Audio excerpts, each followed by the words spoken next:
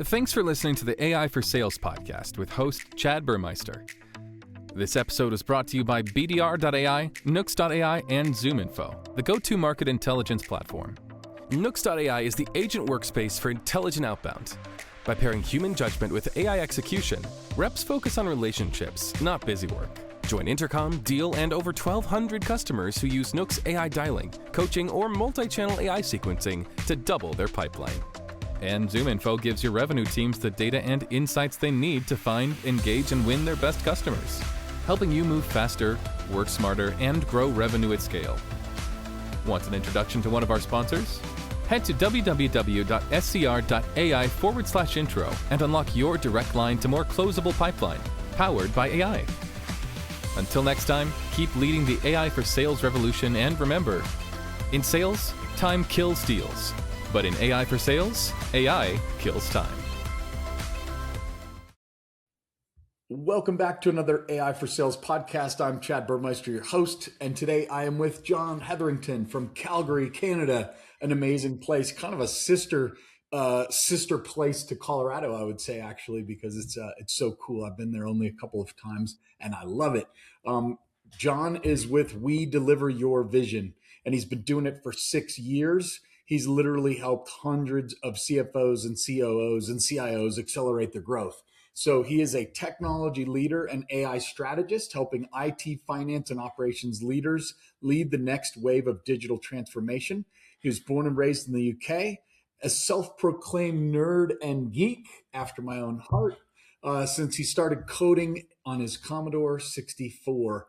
His career began in enterprise consulting with Deloitte and Ernst & Young, where he spent over a decade, in fact, leading global technology and process improvement programs before immigrating to Canada in 2005. Over 25 years, he's literally helped hundreds of CFOs, COOs, and CIOs accelerate growth, streamline operations, and unlock visibility across their organizations.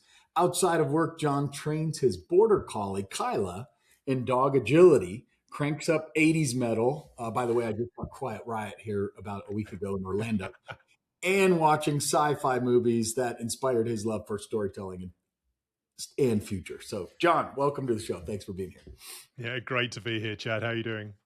I am good, man. I just can't imagine. A lot of the reps on our team are starting out as BDR, and they want to be an account executive. And then they go from AE to a manager potentially, and then they go to a VP. And now you're literally helping hundreds of people in these leadership roles. Tell me about that journey. Yes, and it is a journey, especially with this AI tidal wave that we're seeing right now. It's my own journey from being a nerd and a geek, as you said. It's that Commodore 64 programming and electrical IT computer science background. Then from there went to Ernst & Young and really got a taste for sales. Actually, my first job out of university, I took a quick detour and was actually selling financial services over the telephone for a financial services insurance company. And that actually taught me a lot around customer service and sales. And I still use that today in terms of how we interact with my business and our clients. But let's make sure we talk about AI, because that's the biggest topic right now. And the biggest change we're seeing right now is it's not what AI can do, but it's more what customers expect. So let's dig into that, Joe. Yeah, I love that. And the way I'd like to ask the first question is, how has AI transformed the customer experience or the customer journey? I know when I call an IVR in the past, and it's so annoying, press 1 for this and 2 for that. And just on the phone AI, I've just started to feel some great conversations that are talking to someone and I actually get something resolved in a short period of time. They have, it was an amazing experience. But talk to me about the customer experience and what you're seeing AI be able to do for them. Yeah, for sure. And we'll get into the whole security, personal data, and the ethics of speaking to AI versus a real person later. But I do want to talk about the bar that's been set, because the floor for good service, good customer service has been raised permanently. Buyers, customers these days can research anything with AI. As soon as they pick up the phone or get online, they know what they're looking for. So our job as sales representatives, as consultants, as business owners, isn't so much about the race for the information. It's to now exceed customer expectations. So that's our challenge and our job right now, is to use the AI as well, but use it in a way to actually give value to our customers, not just meet their expectations, because those expectations have been risen. That's very good. I just heard a podcast yesterday, an excerpt from it, in fact, and it talked about not just providing exactly that, providing insights, not just information. And I think that kind of articulates what we're talking about here a little bit. Yes, I totally agree. It's not just about repeating back the information. It's around applying your experience. I think the biggest differentiator these days is our own personal stories, background, styles, because AI cannot mimic that anytime soon. Your quirks, your habits, your personality is what's going to shine. And that's where you just need to lean into that. I often hear of younger salespeople in their 20s going, well, I don't have any experience, I haven't done anything yet. It's like, you do. You've lived a life already. There's still life to live for sure. But even just your own perspective on life is important, is your view. You are unique, and you need to play into that to build those relationships. Yeah, and that's refreshing to know that actually our unique and individualism becomes more important now than it ever has been. Very refreshing. Talk to me about a success story, or maybe one of the CFOs or CEOs, maybe a project you're actively engaged in now. I love to look at it from a return on investment perspective.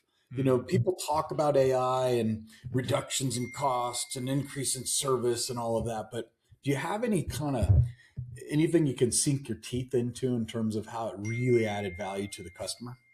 Yes, for sure. So 2 things to unpack there. One is in terms of how AI is saving time and cost. Is the question is, what are you doing with that time saved, the cost savings?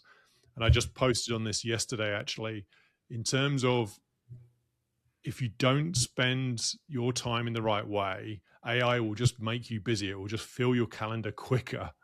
The amount of leaders I see who use AI, or sales representatives use AI, and they just end up doing more of the same. And that's not helpful to you, your career, or your customers. So having clarity about how to spend your time differently to improve the value add to your customers actually leads on to the second point around, how does AI help in the sales and customer service process? And what I've seen in my business is that AI doesn't close the deals. AI does help me have a better conversation with my clients. When I'm working with AI, it'll help me identify different phases of the project to deliver, maybe some different deliverables, some value adds. Just the other day, I was working with a client proposal, and it helped me break out the phases of work to not just one project, but a series of projects. And then that gave the client choices. The original proposal for one project, and if they wanted to, they saw a roadmap for future phases of work. So I use AI as a brainstorming, a collaborative partner, a thinking partner in terms of how we come up with better options for the client to then have them make the choices. It's all about empowering the customer. Love it.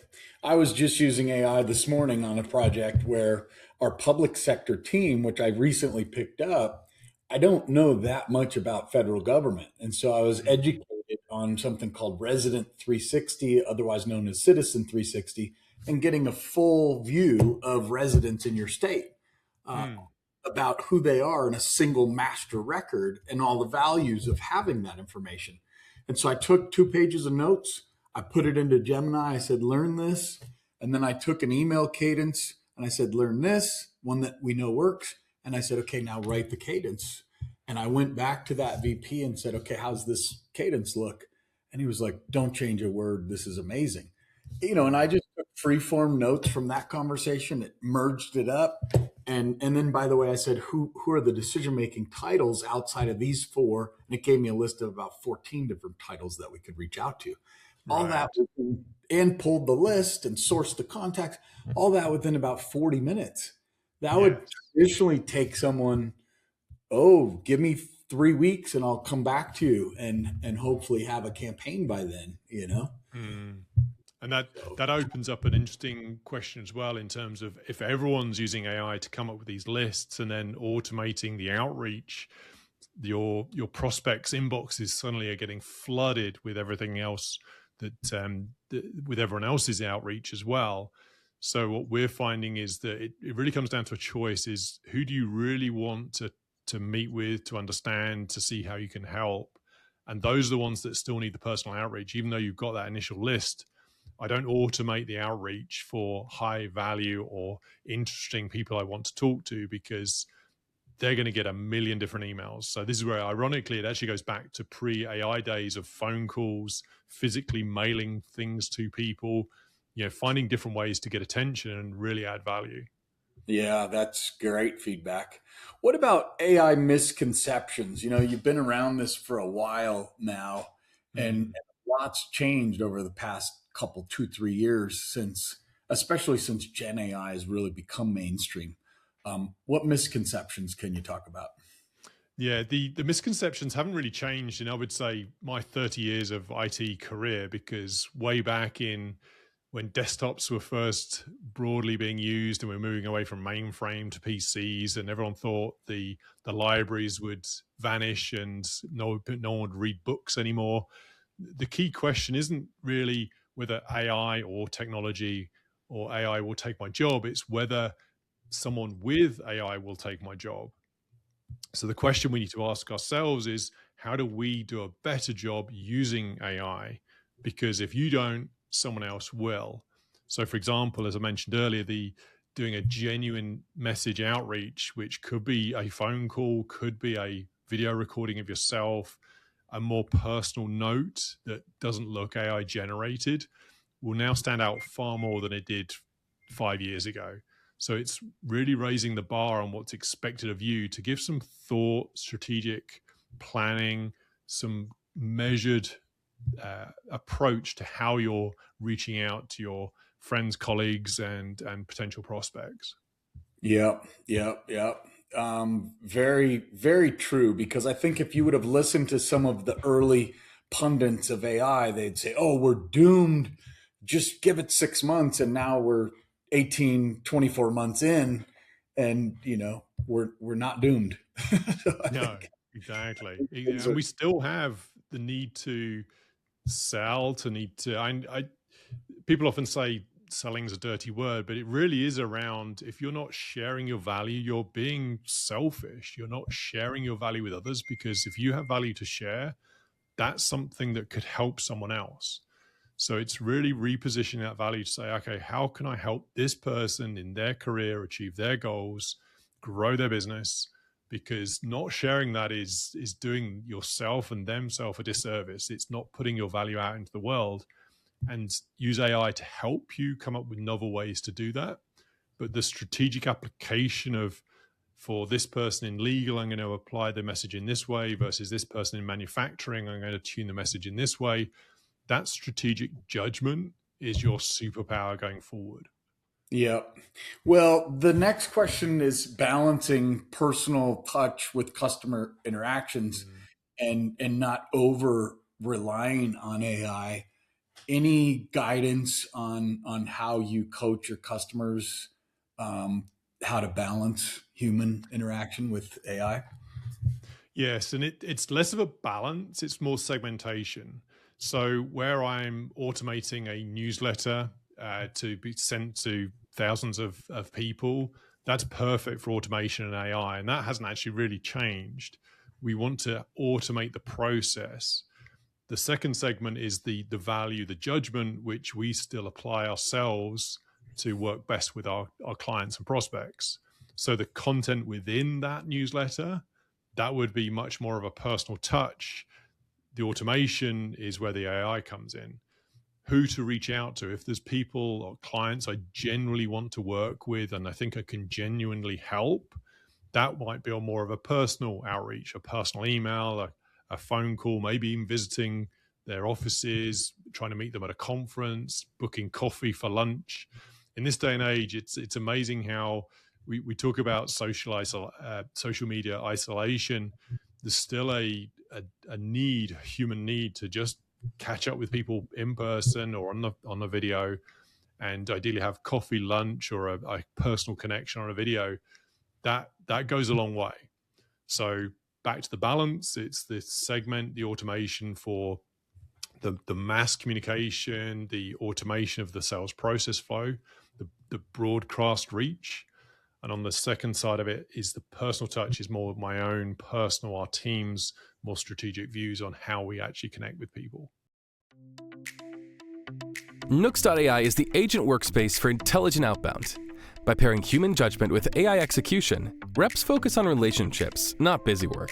Join Intercom, Deal, and over 1,200 customers who use Nooks AI dialing, coaching, or multi-channel AI sequencing to double their pipeline. That's good. There's a Dr. Joel Laban was with, I think it was University of Houston, and then he relocated to the East Coast, Johns Hopkins University, and he teaches the master's program in business and sales. And I think it's the only MBA in sales in the country. And he wrote the foreword of my book, AI for Sales, 10 years ago or 8 years ago or whatever it is, a long time ago. And in the book, he talked about the pieces of the sales process where you can build trust as a sales professional. Right. And it would automate some of these other things, like sending a quote, even building a presentation in some cases, because it can read the conversation, it can draft up a presentation. But what are those areas that will be remaining to build trust that AI can't duplicate, and focus on those of how to become a great sales professional and maintain your unique differentiator in the marketplace. Yes, exactly. And trust is built through human interaction, that personal connection.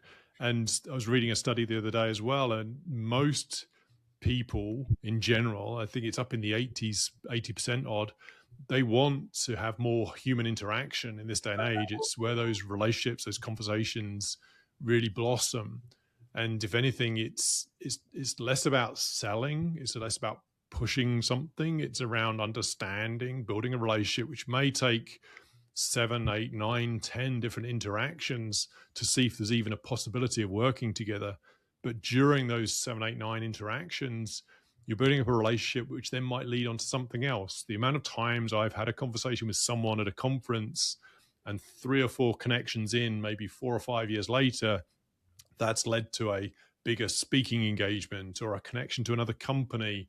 It really, and this isn't new. I remember my first sales manager teaching me this 20 years ago. It really is around nurturing those relationships.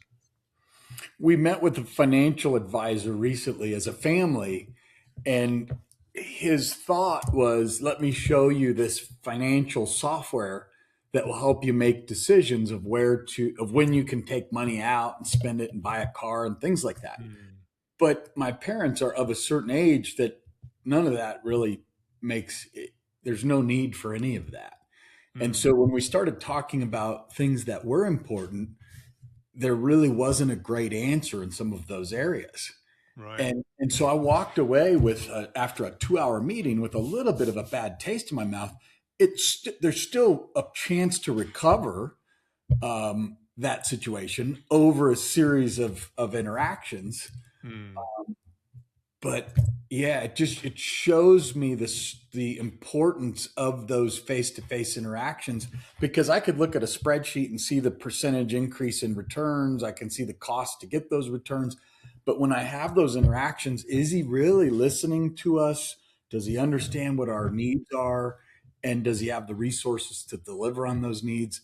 And in that 2 hours, I made a pretty crisp judgment that I just don't know if he can take us to the next level, which is a real shame, because it not only wastes your time, it wastes his time, and it's a missed opportunity all round. And it reminds me of a book I'm halfway through right now about falling in love with the problem, not the solution, written by the co-founder of Wave, the traffic congestion app that Google bought several years ago for billions of dollars. And he was saying falling in love with the problem is really where to focus, because if you understand someone's problems or what they want to what blockers are in their way or what they're facing, then you can come up with a solution for them, which may not be your solution. It might be helping them to be introduced to someone else. But either way, you're helping them through their problem. And if you fall in love with that problem rather than the solution, you're then leading with how do you guide them to get to their place, their better solution, not just around what you have to offer them. That is so good. Yeah, because the solution feel that I was grasping was sell all the land, move it over to my financial firm so that we can manage the financial assets. Don't worry about the tax implications. We'll make it up in growth. And Right. there was so much behind the reason why you wouldn't sell the land.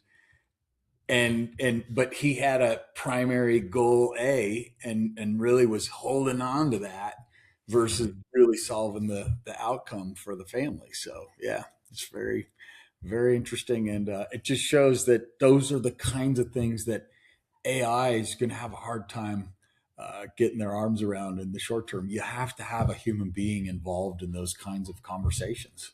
Yes, and I mean, there's always a place for that transactional, high volume sales where you just need that product sold quickly because it's low barrier to entry. You just need to pick it and buy it very quickly, and you just need it done.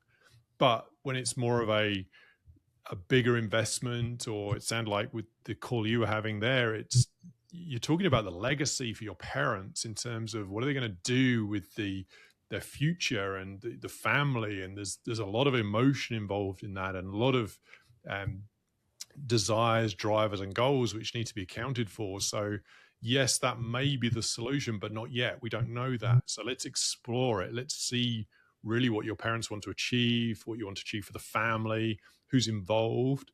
And then once you get to that decision, it's going to be much, much better because you've worked through all the different angles. Yeah, absolutely. Okay, so you've been around AI. Obviously, Gen AI has been a hot topic. Any new AI that you're seeing out there, whether it's a unique app, whether it's agents, is obviously a hot topic for the last 12 to 18 months. What are you seeing that's kind of the next up and coming technology that leaders need to be concerned about? So in summary, it is definitely the agentic AI and the workflow management of AI. For those following around the AI developments, it's fast moving. It is literally a tidal wave of applications, apps, AI tools coming onto the market every day. There's thousands of them. One thing that caught my eye the other day is the Claude Cowork, which is a tool for coordinating agents, which effectively automates a workflow. So if you have a sales process from a quote through to a proposal, through to a sale, through to a purchase order, through to an invoice, the Claude Cowork can start to pull all that together and then start to put that into emails, create purchase orders. It starts to link different application systems and actions together. It's early days and has existed before in more specific coding. N8N is a great example of that. But Cowork has made it much more easier for people to use. There's some questions around security. You want to make sure you're only giving that Cowork access to the right files, and you're also training it to do the right things. You don't want it to be sending the wrong emails to the wrong people. But seeing how AI is being coordinated and being tied together is definitely what's caught my eye recently. And anyone who's thinking this is just too much, what do we do? Where do we go? To me is all around just start with one or two tools. Even if you've not used AI, start with chat or Claude or Copilot. Just start with the chat. Just start with the interaction, start understanding what it can do. Then start to get into the agents. Pick one tool. I like Manus.im is a great tool to start with, or even it's building an agent in Claude or in Gemini or Cowork, and then really go into it for 3, 4, 5 weeks. Really understand. Don't worry about the other tools right now. Just pick one, really understand it. And that's the best way to get understanding about how this technology can work for you. Well, I love the co-work concept. I think that's the second time I've heard that, but it's like you said, it's still fairly new to the marketplace. So very exciting times ahead, and I really enjoy this conversation. Final question is around skills. How do people get the skills to be able to learn how to use Claude work and ask the right questions and build the right prompts? Are there classes for this, or should people just jump right into the deep end of the pool? Yeah, so I'll provide a real quick shortcut around the framework for prompting in the right way. And I'll actually make this freely available to any of your listeners. There's no sign up involved. If they just drop the word framework into the comments of this post, I'll send them the free 30-day AI delivery roadmap, which will show you how to start with the prompts and then start to build out the AI models and get into co-work. And that's a free download just with the word framework, which they can use anytime. But to your point, it's really around, learn prompting, learn how to write a good prompt, and think of AI as a new starter in your business, an intern or a new graduate joining your company. They're young, they're keen, they probably don't sleep as much as you because they're raring to go, but they need to be tuned, they need to be trained, they need to be guided. You don't give them access to everything in your business. You give them one specific job to do, see how they do, coach, train, maintain. Then you start to give them more responsibilities. And the same with AI. Just start it on one or two processes, start it on one or two sales approaches, proposals. Once it starts to tune it, it learns how you work, you learn how it works, and then you can give it more and more responsibility. I always go back to inspect what you expect. So knowing what it's doing is by you inspecting what the result of the AI is doing. So you can't just have AI responsible to send stuff to your clients, send information to your clients. You have to inspect it to make sure it's expected to deliver in the right way. 100%. Well, John, really enjoyed the conversation today. Thank you so much. We'll post those assets when you provide them to our team, and yes, appreciate you being here today. Thank you so much. Sure. No, this is great. Really enjoyed it, Chad. All right, everyone. We've been talking with John Hetherington with We Deliver Your Vision, and it's your vision. So I love that. I love your company name, and thank you so much again. And we'll catch everybody on the next AI for Sales podcast. Thanks, John. Thanks, Chad.